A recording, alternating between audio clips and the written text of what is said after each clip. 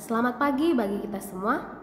Pada pertemuan kali ini, kita akan membahas kebahasaan dari teks prosedur. Nah, untuk sekedar informasi, pada pertemuan lalu kita telah mempelajari makna dari prosedur. Apa itu teks prosedur? Teks prosedur adalah teks yang menjelaskan langkah-langkah ataupun cara-cara atau tips dalam membuat dan mengkreasikan sesuatu. Pada pertemuan kali ini, kita akan lebih mendalami mengenai kebahasaan teks prosedur. Ada 3 kebahasaan teks prosedur, yaitu konjungsi, imperatif, dan deklaratif. Pada pertemuan yang pertama, konjungsi telah kita bahas secara mendalam. Nah, kali ini Miss hanya ingin mengingatkan kembali apa saja yang menjadi jenis konjungsi. Yang pertama ada koordinatif, subordinatif, dan korelatif. Untuk koordinatif, hanya ada 3 jenis, yaitu aditif, yaitu pertentangan, dan juga pemilihan. Di mana contoh-contohnya yaitu dan, atau, tetapi, melainkan, sedangkan. Selain dari ini, maka itu termasuk subordinatif seperti jika, karena, supaya, agar, walaupun, dan lain sebagainya. Dan yang ketiga yaitu ada korelatif.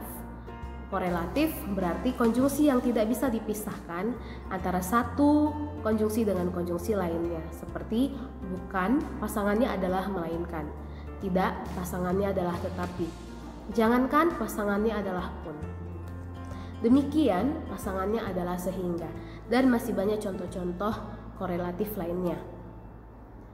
Nah, setelah jenis konjungsi, kita akan mempelajari kalimat imperatif, di mana kalimat imperatif ini adalah kalimat perintah yang isinya untuk menyuruh, mengajak, ataupun melarang.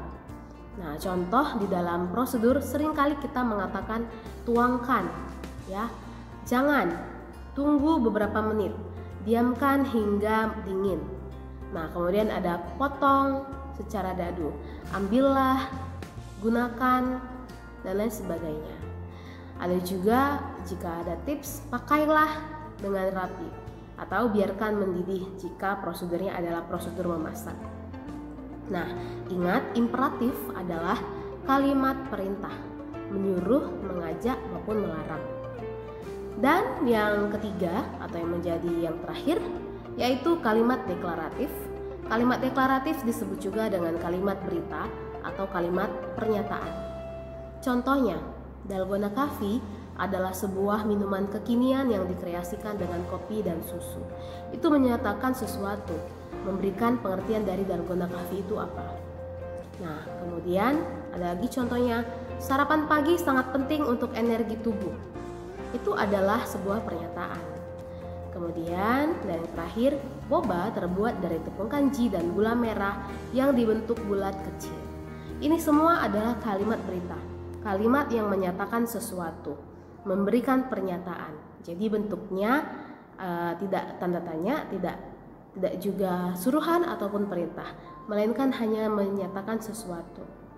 Bisa berupa pengertian, bisa juga berupa manfaat. Dan diakhiri biasanya tanda titik. Oke? Nah, jadi hanya itu saja menjadi kebahasaan dari teks prosedur. Semoga kalian bisa memahaminya. Terima kasih.